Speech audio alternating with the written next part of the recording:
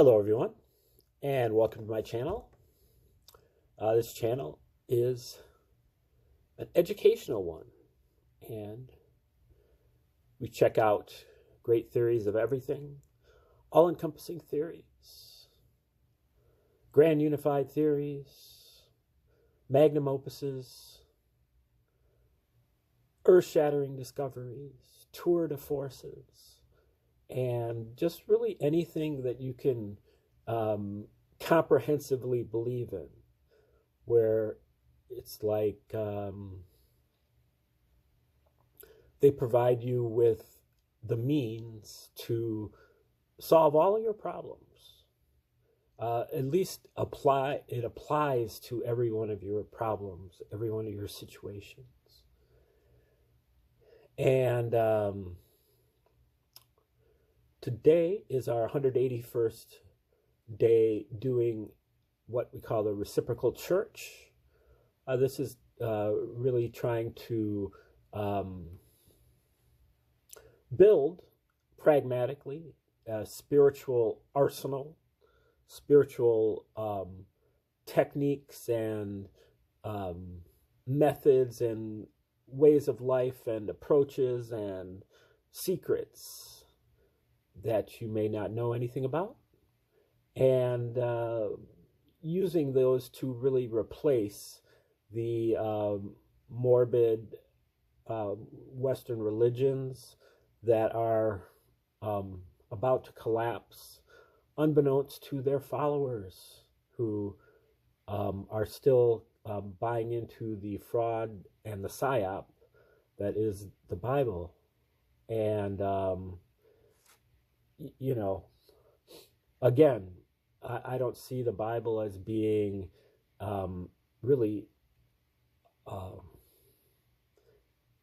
a psyop as much as I see it being really a limited hangout. There's plenty of really good stuff in there, but that's just to get you to kind of trust it so that they can mislead you in important ways. And in particular for the New Testament, I think we'll be able to demonstrate over the course of the next couple months how the New Testament, the Gospels in particular, were written by Josephus or a member of Josephus's team. Josephus was working under the auspices of the Roman emperors from the Flavian dynasty, 69 to 96 AD. And if you read his historical works, the works credited to Josephus, The War of the Jews and Antiquities of the Jews, and his autobiography, you will see that they parallel in thousands of places the Gospels. Whoever wrote one wrote the other. They bounce back and forth between each other. They satirize each other.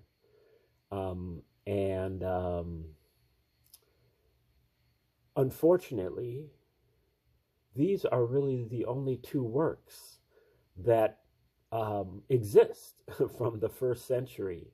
And so that really caves in all of our understanding of the first century.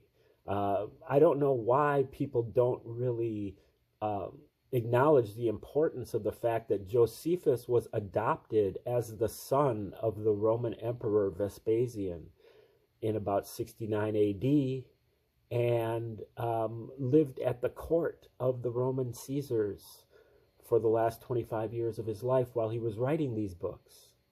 So he's an agent of Rome. Rome had the motive, the means, and really the method of operation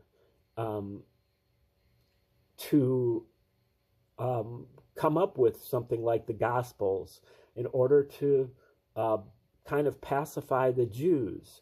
The Jews had been just brutally insurrecting in the Roman Empire, for over 100 years. And they needed something to, create a Jewish hero who was um, willing to turn the other cheek and to render unto Caesar what is Caesar's.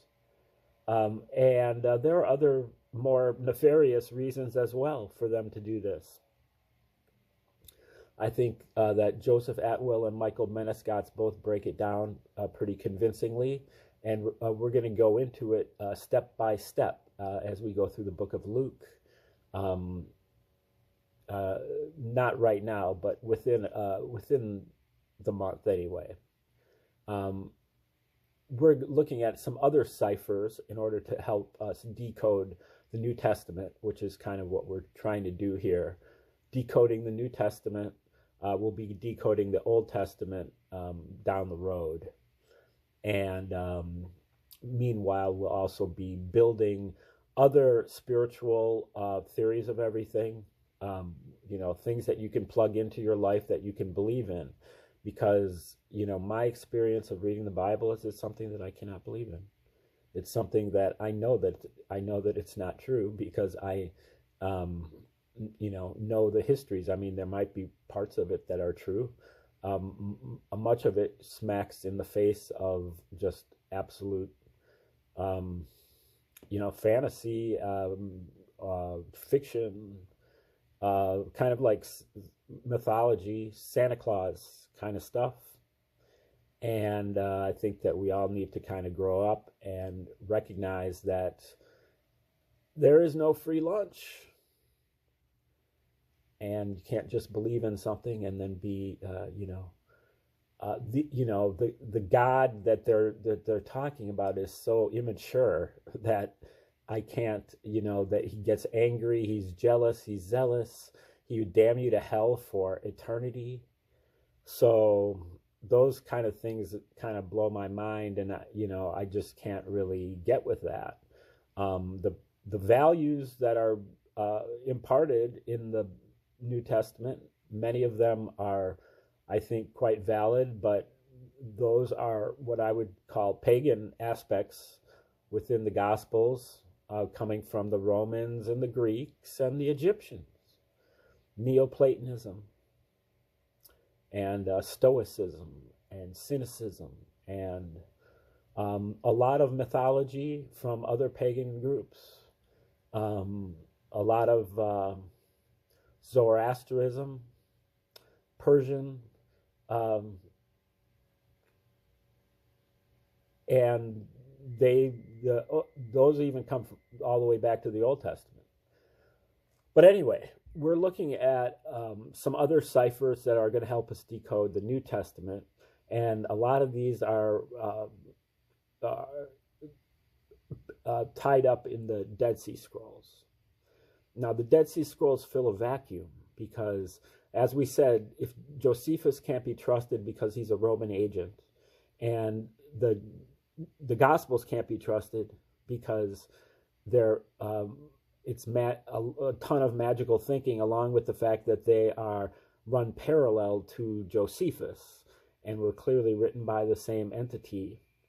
Then our knowledge of the first century is like, because the Romans probably destroyed all the other documents, and they attempted to destroy the Dead Sea Scrolls, so it appears, but the people who wrote up the Dead Sea Scrolls, these sects at Qumran, about 20 miles from Jerusalem, they hid them in caves, probably during the War of the Jews in about 68 AD, possibly later. But they were not discovered until the mid-20th century. What they show is, well, they have all of the books of the Bible, of the Old Testament, except for Esther, a lot of the apocryphal books from the Old Testament, and a lot of sectarian material, stuff that is specific to their group of people, their sect, or their order. And this is the explosive material because it talks about, we're going to talk about that in a little while here. It posits that there is a teacher of righteousness who is being opposed by the wicked priest and or the spouter of lies. And many scholars have attempted to connect those entities to Jesus, or perhaps James, Paul, many of the Herods as some of the enemies, and also Paul is really one of the enemies, the spouter of lies. Judas possibly is a spouter of lies, or so different scholars have tried to plug it in different ways. But there is much else to be gained from reading that sectarian material. There is a lot of other references to kind of jargon that helps you to be able to decode the Gospels.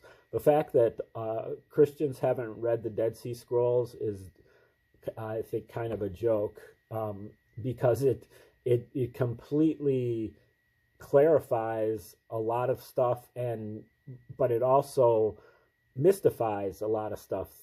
Things that you thought that were, axiomatic are no longer, now they're in question. But in general, Christian movements exist in a vacuum. They talk about scripture, and if it's not in the scripture, then it's not really relevant to what they're talking about, which is tantamount to circular reasoning. So anyway, we're going to be reading from one of the scholars who was instrumental in breaking the logjam of the Dead Sea Scrolls, because they were originally kind of appointed to this international team of scholars who are really a bunch of Catholic priests mainly, to decipher the texts and translate them and put them out. And they obviously saw something that they didn't like, something that went against their belief systems, and they began to obfuscate and kick the can down the road and really just not do the research and not publish anything. And this went on until the 1990s, so for over 30 years. And Robert Eisenman, was instrumental in finally kind of forcing them to at least take photographs of this stuff. And so now the documents are out there, but the interest isn't really out there, because the people that were excited about the original archaeological find are probably dead by now. So we're going to start here with his book that is called Maccabees, Zadokites, Christians, and Qumran.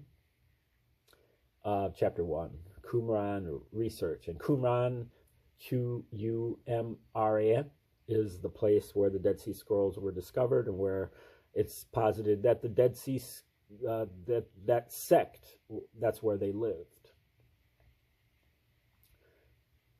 And they were, very strict Jews. There's a lot of academic debate about how old these scrolls are. People mainly say 2nd century BC, 1st century BC, 1st century AD. Somewhere in there. Okay, here we go. Over at, just to say another thing about Eisenman, he apparently, like me, he parenthesizes everything. Like, so just about every sentence, there's some parenthetical or a series of parentheticals or layered parentheticals. And I'm going to mainly skip those because they make the text a little bit more difficult. If you're advanced, they're probably pretty good to have those, but we're just trying to kind of get the basics here. Over and over again in Qumran research, one comes upon the assertion that one or another of the Maccabee family had some connection with the wicked priest and or the spouter of lies in the Dead Sea Scrolls. Now, the Maccabees were the Jewish dynasty from the 2nd and 1st century BC that actually overthrew the colonizing Greeks in like 167 BC or something. And then they had a dynasty for about a century until the Romans kind of overthrew them and installed the Herods. But then after that, the Maccabees were still kind of the leaders of the Jewish resistance to that. Okay, so the assertion that one or another of the Maccabee family had some connection with the wicked priest and or the spouter of lies. Furthermore, it is claimed that the Maccabee family, even including Mattathias or Judas Maccabeus, usurped the high priesthood from an earlier, purer line known as the Zadokite. And the Zadokite line goes all the way back to David. Okay. These ideas have, on the whole, dominated Dead Sea Scroll research, but they are at variance with the evidence found at Qumran itself, including material in the Book of Enoch, which is an apocryphal Old Testament book, Daniel, and the Testament of Levi, which I think is also an apocryphal book. They display a curious insensitivity to the true meanings and origins of the Sadducee, Zealot, and Christian movements. Josephus is usually taken at face value with little attempt to analyze the data he provides beyond a superficial comparison of it with other known facts. Where religious movements were concerned, however, he was a self-serving and inadequate observer. Like the final redactors of the Gospels, he was at pains to avoid certain potentially incriminating facts. In his case, his own association with the Zealot and or Messianic movements. Now, you can see here how Eisenman is, I won't say naive to, but he is understating, I think, the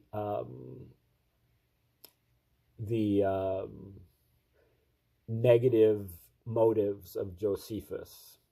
He's thinking that Josephus is kind of like self-serving and inadequate, but not like conspiratorial, which is more like what Atwill's talking about, that he's deliberately misleading you,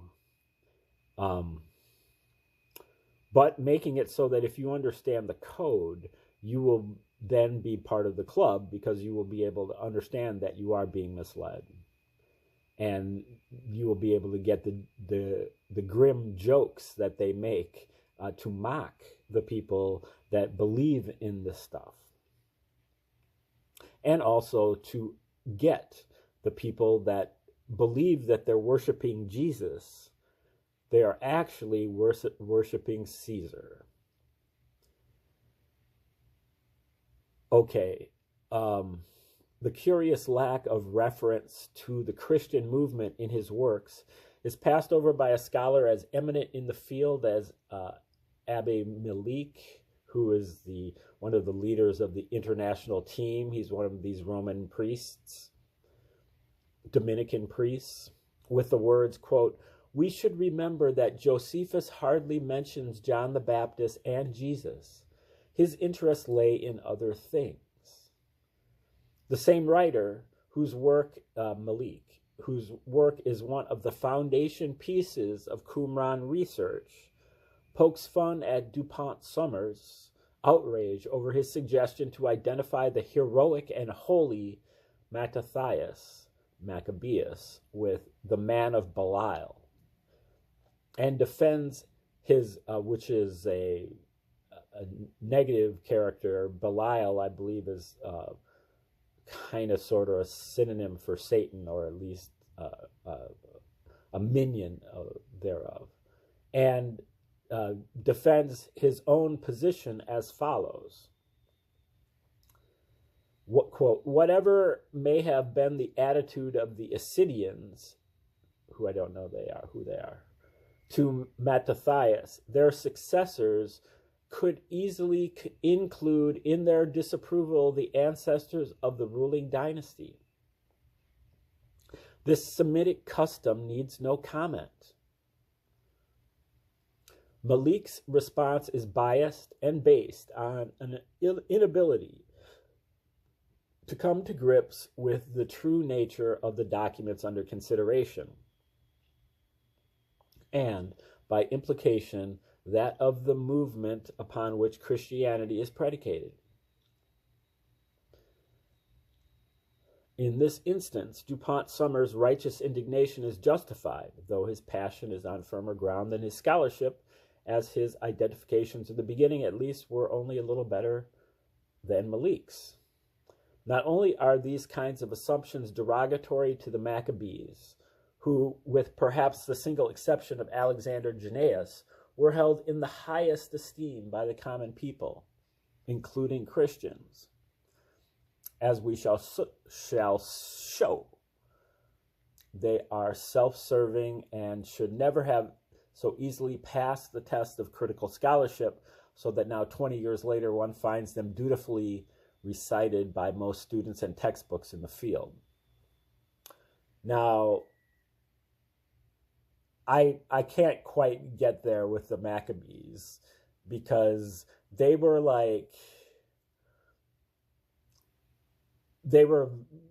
super zealous Jews.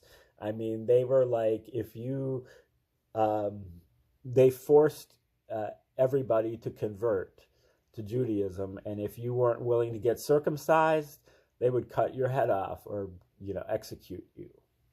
So that seems a bit much, even for the first century, for me.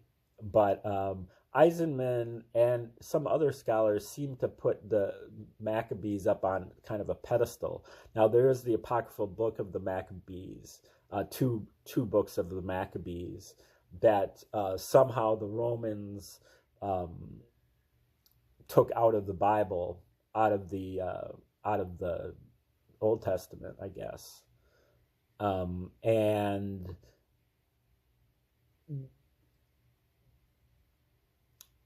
there is a lot of suggestion by Atwill that the Maccabees were trying, that one of the purposes of the Gospels was to write the Maccabees out of history, and that's why all of Jesus and many of his disciples, his brothers and his brothers and other associates have Maccabean names. So there's like Judas Maccabeus and Mattathias, or Matthew Maccabeus. I think there's James Maccabeus, and there's John and Jonathan Maccabeus. And so all of those names are also used by followers of Jesus. And so it was another one of the motives of the Romans to write them out of history, because they were very zealous and they were very bad for the empire, whereas an ascetic, more peaceful-minded approach would work better for the empire.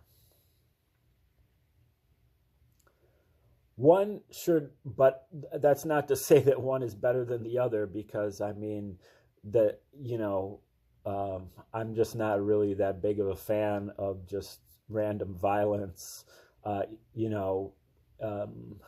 even if it is in resistance of this Roman state, because the violence is generally coming not against the Roman state itself, but just against innocent citizens there. So One should perhaps quote finally from the concluding sentence of Malik's book. Although Essenism or Essenism bore in itself more than one element that one way or another fertilized the soil from which Christianity was to spring, it is nevertheless evident that the latter religion represents something completely new, which can only be adequately explained by the person of Jesus himself. So that's from Malik, the Roman Catholic priest who is clearly in denial. It is perhaps unfair to single out one author in this way, but his remarks are representative of a wide segment of Qumran scholarship. Granting even that these last might have been included to a certain extent to satisfy church authorities, they are still illustrative of the crux of the problem. It is difficult to acknowledge that there is a relationship between Judas Maccabee and the priesthood growing out of his activities, and Jesus and the priesthood growing out of his. Now, Judas Maccabee, I believe he led the first big insurrection in Palestine in 6 BC, I believe, and I believe he was killed in that uprising, and then so his children, his 2 sons, kept it going.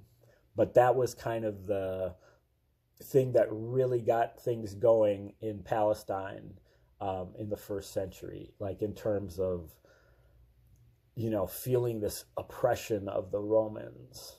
And the main thing was the temple and forcing the Jews to worship Caesar, or at least have a statue of Caesar in their temple, which was a graven image to start with, but which was also, a competition of God. And so the Jews were not into that at all, especially the zealous ones. And so many of them were willing to lose their lives over that. Okay, so relationship between Judas Maccabee and the priesthood growing out of his activities, and Jesus and the priesthood growing out of his. But on closer examination, why this should be is itself puzzling.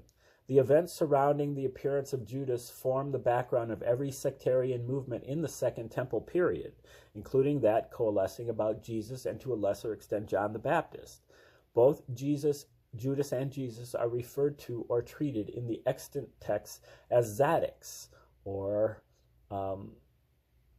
both are priests, quote, after the Most High God, as the Maccabees styled themselves. And both seem to be ascetics of some kind, possibly abjuring marriage. Both are probably zealous for the law. Both come from large families of 5 brothers and are succeeded by their brothers. Both seem to be acknowledged as messiahs by their enthusiastic followers, and both purify the temple in some way. While the Maccabean movement emerged in response to the destruction and corruption of the previous priesthood represented by Simeon the Just and his son Onias, and the forcible imposition of Hellenistic civilization, or Greek and Roman, the events and sentiments culminating in the messiahship of Jesus came to fruition as a response to the destruction of the Maccabean priesthood by the Herodians and their Roman overlords. So these Herod kings were puppets. There were many of them, like 20 of them or something. And starting with Antipater, and then Herod the Great in the BC times, and then a whole lot of them in the AD times. So closely do the movements crystallizing about the two resemble each other, the Judas movement and the Jesus movement, that the only observably incontrovertible difference between them is that Christianity born of Jesus' death developed a non-Jewish overseas wing because of the general oppression in the Roman Empire at that time. In addition, it is arguable that this latter gradually supplanted the native and indigenous one in perspective, and via retrospective historical insight obscured it, so that its actual nature has become lost to us. The scrolls have restored the balance in viewpoints by helping to rescue these native sectarian movements from the oblivion into which they were cast by both Roman Christianity and Rabbinic Judaism, either intentionally or via benign neglect.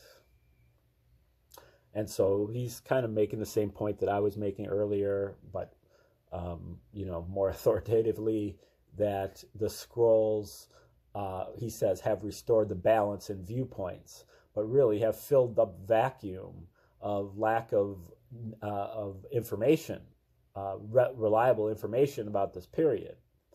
And I mean, certainly you could say that it's possible that the scrolls are a forgery or a fraud or a hoax. It's probably pretty difficult to hoax that. I don't know that, though. So, I will leave that open as a possibility. But they seem to almost fulfill and fill in what we really need to know about all of this stuff.